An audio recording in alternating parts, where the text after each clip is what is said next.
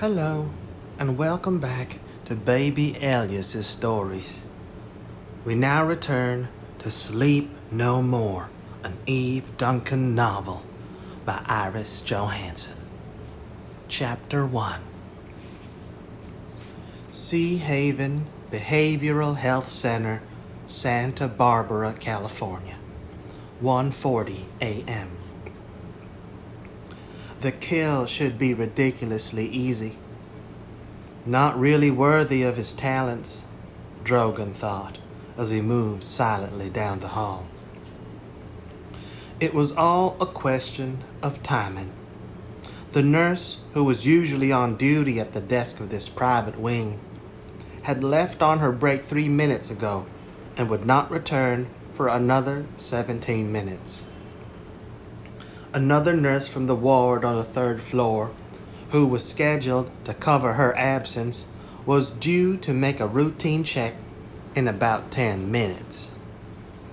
No other coverage was considered necessary, since the patient was always heavily sedated. He'd have to be out of here by then. The nurses at Sea Haven were always as punctual and routine-oriented as everyone in the plush mental hospital. They had good jobs and wanted to keep them. Too bad. The private nurse's job, taking care of the woman in that suite down the hall, was about to come to an abrupt end. He stopped before Beth Avery's room and carefully, silently opened the door. The lights were out in the room, but Drogan could see her heaped beneath the covers on the bed across the room. She should be sleeping well. He'd been told they always gave her extra drugs at night, including this night, her last night. He took the hypodermic out of his jacket pocket. Yes, it was too easy, he thought. Any of her doctors or nurses could have given her the fatal injection. She was drugged and helpless. Why pay a hitman to do the job? Because they had no guts, he thought contemptuously. Because Dr. Harry Pierce, with all his fancy degrees in psychiatry, was a coward who wouldn't risk his fine career and put his neck on the chopping block. That took nerve and skill and the ability to take the final step. Drogan possessed all 3 qualities, and that made him a giant far above these ineffectual assholes. 10 minutes. Make the kill and get out of here. He glided toward the bed. What did you do, Beth Avery? Why do they want you dead? Are they tired of dealing with you? Not that it mattered. As long as he got his money, that was his only concern. Still, it was curious.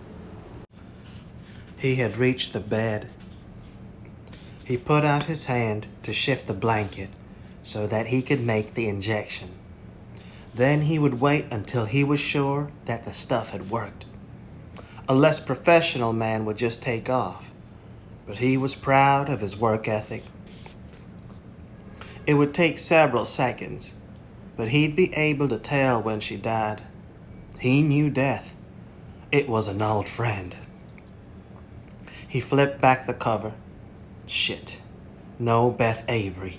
Pillows. 3 pillows. Pain. He staggered back as he was struck from behind with the base of a lamp. He fell to his knees as the room whirled around him. A woman, tall, slim, dark brown hair, in her 30s. Beth Avery. He'd been given a photo of her, the target. She had the lamp lifted to strike him again. No way, bitch! He lunged forward and brought her down. He had dropped the hypodermic when he fell, and he lunged for it. She brought her heel down on the syringe, smashing it.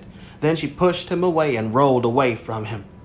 God, she was strong, he realized dimly. Avery was supposed to be weak and drugged, but she was as sleek and muscular as a young lioness. But a lioness can be taken down like any other cat. His hands closed on her throat. Die, bitch. She butted her head against his nose as hard as she could. Damn her. He could feel the blood spurt from his nostrils as his hands loosened from her throat. She tore away and jumped to her feet. She grabbed the lamp and swung it again. It connected and he fell backwards. She ran out the door. Gone.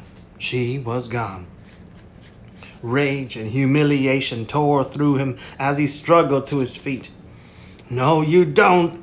He reached the hall in seconds and caught sight of her turning the corner. She was obviously heading for the emergency exit. He chased her down the flights of stairs and grabbed her before she reached the lobby exit. She didn't realize how well the privacy of that stairwell would work for him. The kill was supposed to look like a natural death, but he'd worry about that later. It wasn't his fault that Beth Avery wasn't what they told him and had taken him off guard. That damn Pierce could just rig something that would keep all their asses out of trouble. He couldn't worry about that right now. The bitch had made a fool of him. She had hurt him physically and stung his pride. He wasn't going to stop until she was dead. Find her, catch her, kill her. Beth opened the door of the linen closet, a tiny crack, watching him jerk open the emergency door down the hall and start down the stairs. Him. She didn't even know who he was. He had tried to kill her, and she didn't know his name. Crazy as the doctors here sometimes called her. Not to her face. They were always gentle and kind to her face. But she had heard Pierce laugh and whisper behind her back. She wasn't crazy, and she wouldn't let them put her to death like some rabid dog. The man who had tried to kill her must have reached the second flight of stairs by now. She opened the linen closet door and flew to the freight elevator around the corner. She punched the button for the basement. Slow. The elevator was so slow. What if he found she wasn't in the stairwell or the lobby and ran down to the basement? He could be waiting for her when the elevator door opened. The elevator stopped. She held her breath, bracing herself. No one. The parking garage was brightly lit, but there were no security guards or parking attendants.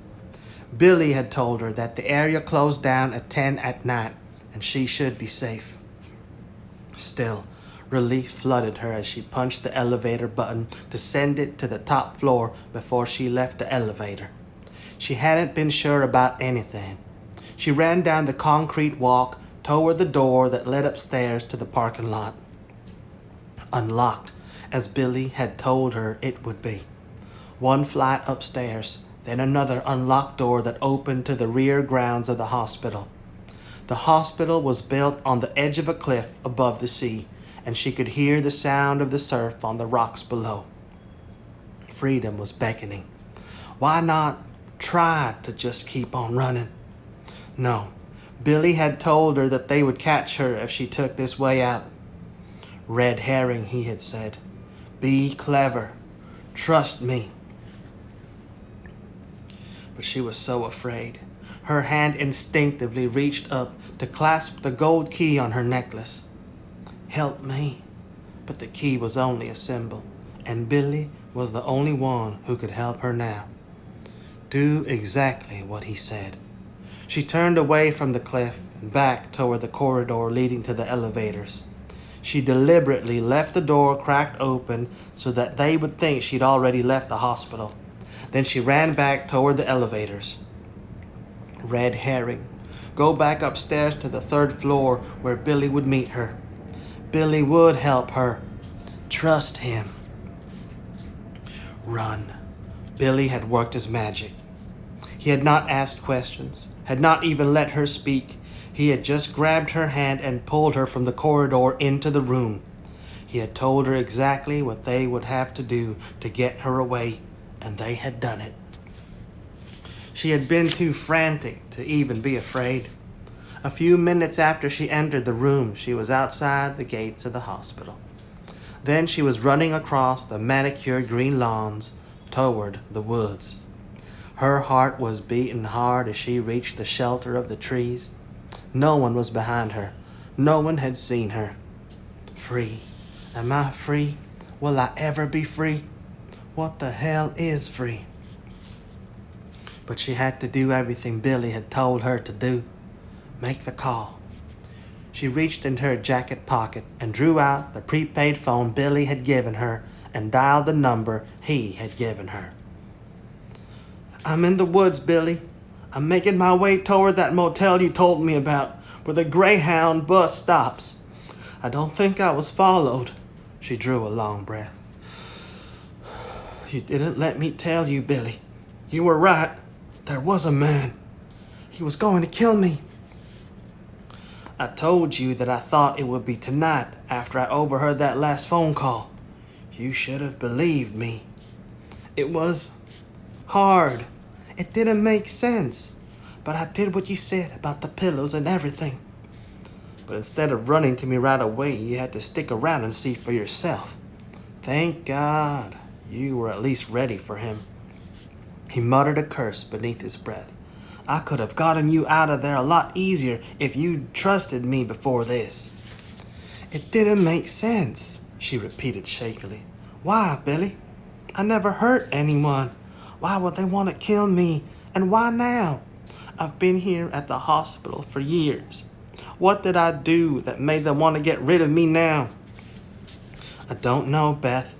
I only found out bits and pieces of what's going on. Stop asking questions and concentrate on just getting away. But you've got to remember everything I told you. They'll be hunting you down. From now on, don't trust anyone. He paused. Not even me. Of course I'd trust you. If she didn't trust Billy, then she was absolutely alone, and the thought frightened her. You always told me to trust you. That's over. You can't trust me any longer. I won't let them catch you by using me. You're safer if you realize you can't depend on anyone but yourself. I gave you the tools to save yourself. Now do it. You don't need anyone. Then why do I feel as if I need you, Billy? Damn it, I don't know anything. It's as if I've been lost at sea for all these years, and now that I've come back to port, everything I knew is gone, and I'm lost again. Then change it to suit yourself. You can do it. I've seen how you meet a challenge. Are you at the motel yet? There should be a bus leaving there in 10 minutes. I think I see the neon sign. Hurry. You have to get out of the area right away. They'll be searching the grounds for you for quite a while. They won't expect you to have a plan. No, why expect a plan from a crazy woman? She thought bitterly. I am hurrying. She was almost running. I'll call you when I reach. Don't call me. I won't answer. You're on your own. He hung up. On her own. The word sent panic racing through her. She suddenly felt terribly alone. Billy had tried to warn her he couldn't be there for her, but she hadn't wanted to believe him. He was the only one at the hospital who cared anything about her. He had helped her shake off the drugs, talked to her, made her aware of what they were doing to her. He had been her friend. If she didn't have Billy, she had no one. Calm down. What was different? She couldn't remember when she hadn't felt alone. No. When they'd used the heavy sedatives on her, she hadn't felt anything but a blurred sense of contentment. She hadn't felt loneliness or sadness or fear. It was only when they started lessening the doses that she'd begun to feel the emotions that everyone else felt. The emotions that made them human beings instead of mindless robots. She felt a wild burst of anger. She remembered the little cups of pills handed her by the nurses. The shots administered to calm her when she was calmer than anyone on the medical team who clustered around her, smothering her. Now she could see the Greyhound bus drawn up before the motel entrance. Her hand in her pocket closed on the scrap of paper with the address scrawled on it. She started toward the bus at a dead run. She was not going to miss that bus. It was going to take her to a new life, a new start. She was not mindless.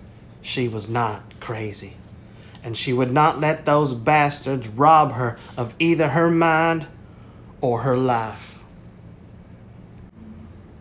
Lake Cottage, Atlanta, Georgia. Running. Panic. The trees were all around her, tall shapes in the darkness. Eve could hear the sea crashing against the rocks, though she couldn't see it from here. But she had seen it from the hospital every day for all those years. Sometimes she'd even been permitted to go down to the shore, but there was always a price. Always something she had to give up in return. No one behind her yet, but how did she know? Run faster. Her breath was coming in gasps. Did she hear someone? A crackling of leaves under a heavy footstep. He'd been a big man. She'd barely managed to get away from him. Could she get away from him again if he caught her? She didn't want to die. She wouldn't die. Just run faster. Fight him. Don't let him kill her. That bus was right ahead. Get on it. Lose herself. But she was already lost. She'd been lost as long as she could remember. Run. Eve, wake up! A hand grasping her shoulder. He'd caught her. Fight him. Eve, damn it, wake up! Joe. She opened her eyes to see him leaning over her. Joe? Joe, not the man with the syringe. The lake cottage, not the hospital by the sea. No one chasing her through the woods. Shh. Joe was holding her close. Just a dream, Eve. He kissed her temple. Mwah. But it must have been one hell of a violent one. It took me a couple of minutes to bring you out of it, and you almost knocked me out. Her arms clung to him with all her strength. Safe. Joe would keep her safe. Hey, it's okay now. He brushed back her hair from her face with a gentle hand. I've never seen you like this after a nightmare. She had never felt like this. I hit you? She shook her head to clear it of the last vestiges of sleep. Lord, I'm sorry, Joe. It was so real. She sat up in bed and ran her fingers through her tousled hair. Her scalp was as damp as if she'd really been running through those woods. It still seems that way. She drew a deep breath. I think I need to get a drink of water and some fresh air. Go on back to sleep. She swung her feet to the floor. It's almost dawn, and you have to be at headquarters in a few hours. I'm sorry I woke you. Don't be silly, he said curtly as he sat up in bed. What does that matter? You're upset. You're still shaking. I'm not about to go peacefully back to sleep. What kind of nightmare was it? He paused. Bonnie? It was natural that he jumped to that conclusion. Her daughter Bonnie had been kidnapped and murdered many years ago when she was only 7 years old, and it had been the tragedy of Eve's life. She and Joe had searched all those years they'd been together for both Bonnie's killer and her body, and they had only recently been found. There had been many nightmares during those first years after Bonnie had been taken from Eve. Later, there had been other dreams of her very special child that had been sad, but strangely comforting. And then, crazy as it seemed, she and Joe had become convinced that those were not dreams at all, but visits from the spirit of her Bonnie. Dear God, how long it had taken her to accept that impossible concept. Not Bonnie, she slipped on her robe. I've not dreamed of Bonnie since we found her body a few months ago. She tried to smile. I miss her, Joe. She knows, he said quietly. She'll come back to you, Eve. Well, she's taking her time about it. I think she's trying to cut me loose. She's always worried that I think too much about her and not enough about you and Jane. She says ghosts should never have top priority. She shook her head. It's not true. I know how lucky I am to have you in my life. I just want it all. Perfectly natural. He tossed the sheet aside. Go out on the porch. I'll get your water.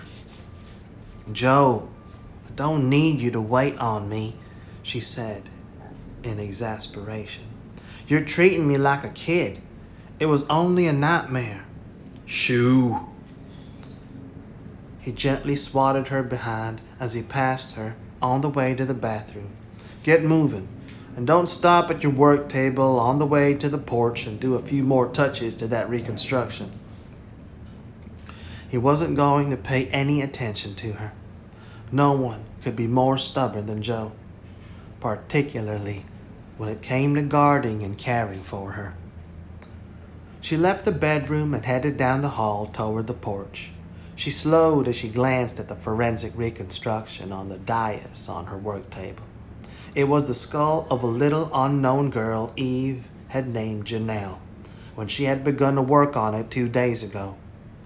When she had first started her career as a forensic sculptor after Bonnie had been taken. She had begun giving the skulls names as a gesture of respect, and she had never stopped. Janelle's skeleton had been found scattered in a quarry in Indiana, and the Indianapolis police had no idea of her identity and sent the skull to Eve for help. So far, the only thing that Eve could determine was that she was Asian and approximately 9 years old. But it had only been 2 days, and the depth measurements had just begun. When they were completed, she would start the actual sculpting with the clay, and soon she would have a face whose features resembled those of the child before she had been murdered and thrown into that quarry. We'll get there, Janelle, she murmured. You're important. No one had the right to throw you away. I'll bring you home. Out. Joe had caught up with her, and his hand was beneath her elbow.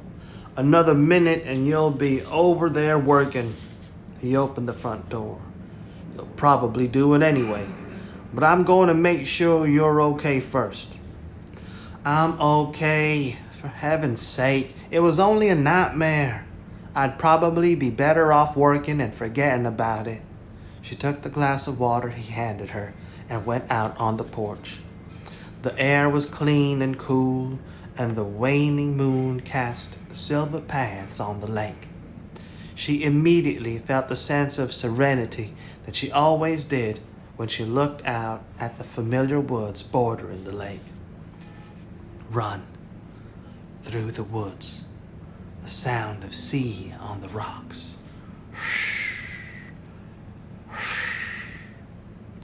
No, that was the nightmare. Forget it. She was being foolish to let it bother her. She took a long drink of water. You don't have to stay out here with me. I'm okay now, Joe. Liar. His arm slid around her from behind, and he pressed his cheek against her hair. I can see the pulse pounding in your temple. You're still jumpy. Just relax and stop trying to cheat me of being with you. Moments like this are good. Being with him was always good, she thought, as she leaned back against him. She could feel the warmth of his lean, muscular body through his brown terry robe, and that warmth was flowing into her, bringing the contentment and love it always did. They had gone through tough times during the years they had been together, Jo was a brilliant detective with the Atlanta Police Department, and she had her own career as a forensic sculptor. Along with demanding careers, they were two people struggling against death and loss and trying to grow and make it through the storms to a brighter life together. But the love had always been there. Love and passion and humor and all the things that made the battle and the life together worthwhile. Okay, have it your way, he chuckled.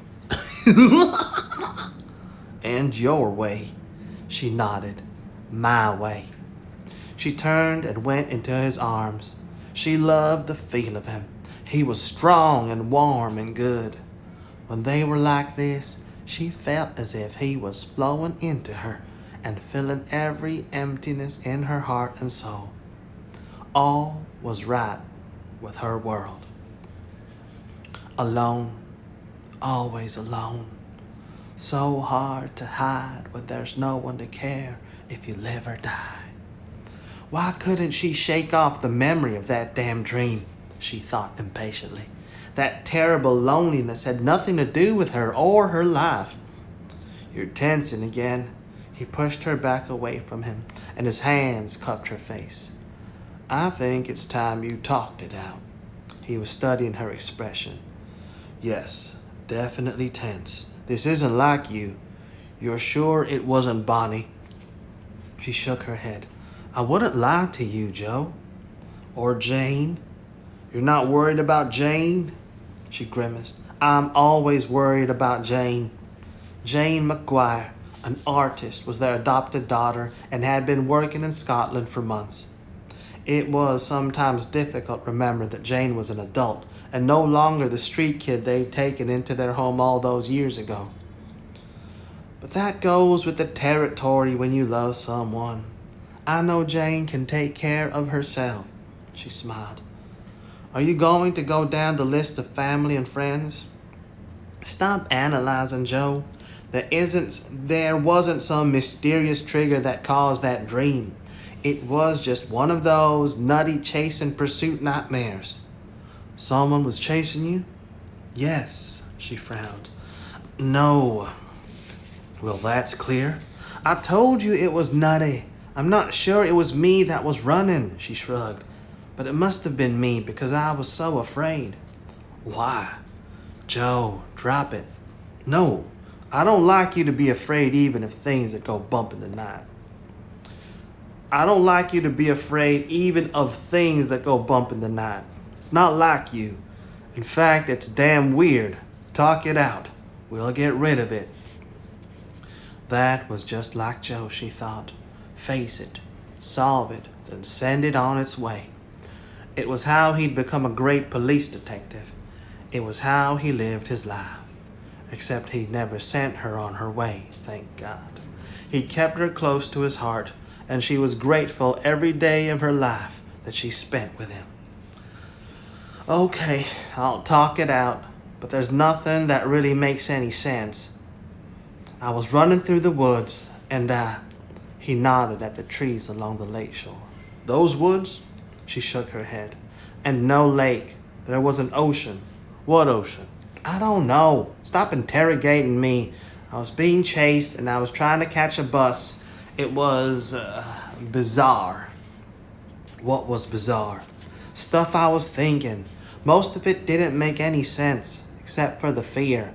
I knew I had a reason to be afraid. That's all I can remember. See, just a string of disconnected thoughts and emotions. She gave him a quick, hard kiss. Mwah. There, I've talked it out, and I'm much better. Now let's get to bed and see if you can go back to sleep. He shook his head. No, I'm not sleepy. Let's sit over there and cuddle for a while. He was leading her toward the porch swing. Don't worry, I'm through cross-examining you. I just thought it might help. We'll talk about Bonnie and Jane and you and me.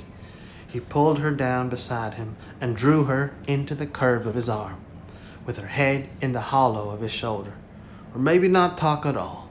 We've both been pretty busy lately, and I've missed this. So had Eve. She could hear the beating of his heart, and it seemed to be beating within her too. She always felt closer to Joe in special moments like this. She had always been alone. She was more alone now than ever. The poignant thought from the nightmare again. It just proved how disjointed and foolish it had been. Eve had never been less alone in her life. She had Joe and family and friends she loved around her. She had Joe and family and friends she loved around her. Life was never perfect, but loneliness was no longer one of her problems. She pushed the memory away, firmly blocking it. She cuddled closer to Joe, her gaze on the moonlight on the lake. No panic, no danger, no wrenching loneliness. Not here with Joe. "I've lost her," Drogan said, when Dr. Harry Pierce picked up the phone. "It's your fault, Pierce. She wasn't what I expected. I would have handled it entirely differently if I'd realized that she wasn't what you told me." "Excuses, Drogan?" Pierce asked softly. "What a tough guy you are, when you can't even handle a woman who spent almost 2 decades in an institution. You were recommended very highly, but I suppose they were wrong." "I'll handle her, but I'll handle her my way. I shouldn't have trusted a man who doesn't have the guts to follow through on a job. You've probably been collecting from the Avery family for years, and you still have to come to me when they want to pull the plug on sweet Beth. Why should I trust you? You failed me. I'd do better hiring someone else." "Go ahead, but I'll still go after her and cut her throat. I'm not going to take you or anyone else telling me how that crazy drug addict got the best of me." He paused. "And after that, I may go after you, Pierce. Did it occur to you that the Avery family might be tired of dealing with you? After the woman is dead, you'll be useless to them. Yes, I think I may contact them and see if they need me to tie up a loose end." "Stay away from them," Pierce said harshly. "None of this must touch them. Do you think they won't take both of us down if they see a threat? Do you know the kind of power they have?" He drew a deep breath. "Maybe I was hasty. We can work together. I've already had that mess in her room cleared, and I've put out the word that she's run away from the hospital. It shouldn't take you long to find her. She won't be able to think straight with all the drugs we pumped into her. You probably scared her, and she panicked. I don't even know how she managed to get away from the hospital without someone seeing her. Bullshit, she didn't act scared. As I said, panic. She's like a child, and she'll have no idea how to hide from you. But when you find her, no violence, no slitting her throat. It has to be a tragic accident brought on by her mental condition. One that could be expected from a woman who has delusions and could suffer disorientation when faced with having to cope with the outside world. Tragic accidents can be violent and painful. You're a doctor. You can make it look like anything you want it to be." Pierce didn't like the sound of that. He had heard some strange things about Drogan when he had hired him. "Look, I won't tolerate any of that voodoo stuff I was told you like to pull on occasion. That's not what I hired you to do. It has to look natural, damn it. And it will if she doesn't make me any angrier than I am right now. If she does, then I may have to introduce her to the snake god. I'll tell you when I get close to her." He hung up. "Problems. I don't need these problems," Pierce thought with irritation as he pressed the disconnect. He liked his comfortable life and the generous favors thrown his way by the Avery family. He couldn't see why Nelda Avery had decided that Beth Avery had to die. He'd had Beth under control all these years, and she hadn't bothered anyone. He had even tentatively suggested that they keep the present arrangement in place. "Have you told the old bitch yet?" Stella Lenslow stood in the doorway in her nurse's uniform. She should have looked crisp and businesslike, but the white made her red hair blaze in contrast, and she exuded an overpowering sexuality. "No, I can see you haven't. You still have your head on your shoulders." She closed the door behind her. "I told you that you should do the job yourself." "Or give it to you?" His lips twisted. "I can't see you taking a risk that could cause you to end up on death row. You have a very good sense of self-preservation. So don't tell me what to do, Stella." "But you like me to tell you what to do." She crossed the room and stood before his desk. "When it pleases you." And most of the time, everything she did pleased him. They had been together for 6 years, and he'd found her sexual appetite as voracious as her greed. She'd been his patient since her parents had brought her to him for private therapy after a run-in with the law for prostitution. She'd only been 17 at the time and totally out of control as far as her parents were concerned. Upright, church-going people, they had been frightened and bewildered by their daughter, who had been a bad seed all her life. Even as a small child, she had been totally remorseless and without conscience. And lately, she had begun to terrorize them. The Lenslows didn't know how to deal with someone who had no sense of right or wrong and could not be taught. They had come to the point that they had only wanted to get rid of her and salvage the remainder of their lives.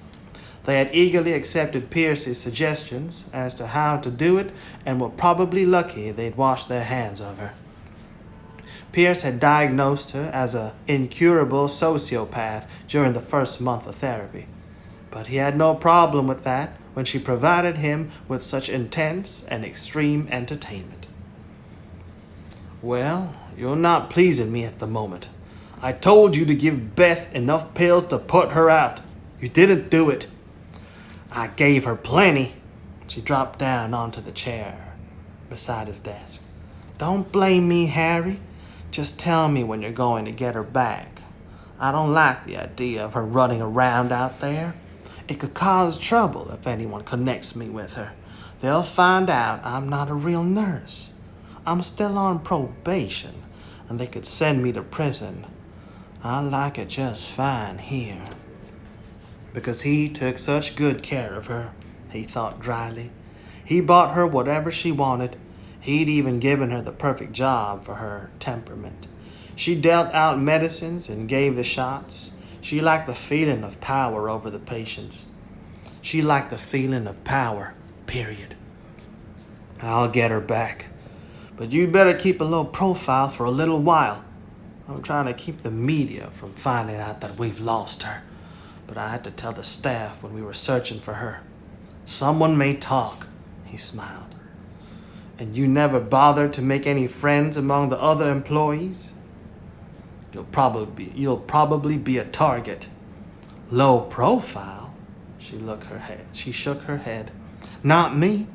I won't fade away for anyone. That's for other people.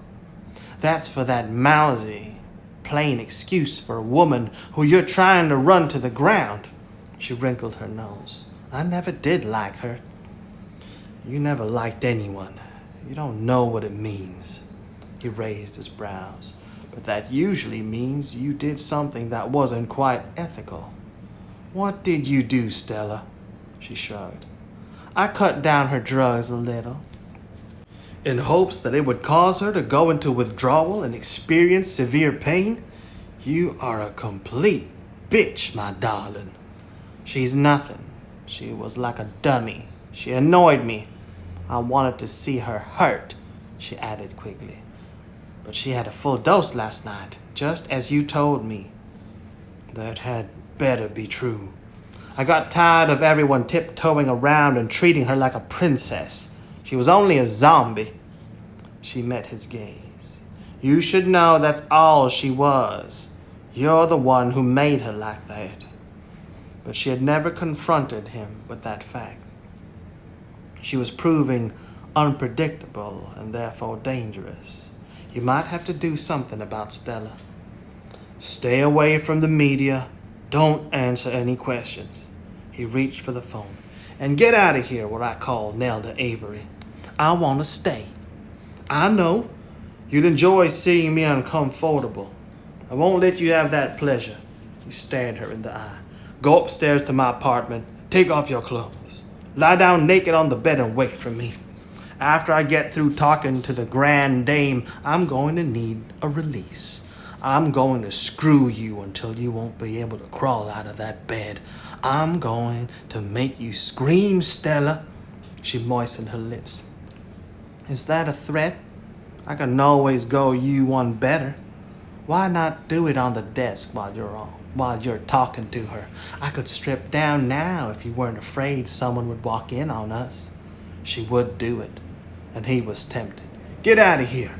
Do what I told you. Whatever. She stood up and sauntered toward the door. Good luck, Harry. Don't be too long, or I might get bored and leave. That wasn't going to happen. She understood the rules. Sex anytime, any way he wanted it. You won't leave. He reached for his phone. You like it here, remember? He watched the door close behind her before he began to dial the number. He was already feeling the tension that usually gripped him when he spoke to Nelda Avery. She always made him remember that she controlled almost every aspect of his life. Over the years, she had gradually become the puppet master who pulled the strings. He could visualize her sitting in her elegant house in Charleston, dressed in a designer business suit, her carefully coiffed brown hair with only a few threads of gray. She was in her 70s, but looked much younger, and her gray eyes were the coldest he had ever seen. She didn't tolerate mistakes, and those eyes were going to be icy before he was done with her that day. It was going to be a hellish call. Keep the feeling of dominance and lust he felt toward Stella in the forefront of his mind. Think about what he was going to make her do. She was a woman like this ice queen to whom he was going to have to submit for the next few minutes. Substitution. Release. He would get through this. Nelda Avery was on the line. Nelda, I'm afraid there's been something of a glitch. Nothing irreparable, but it will be a little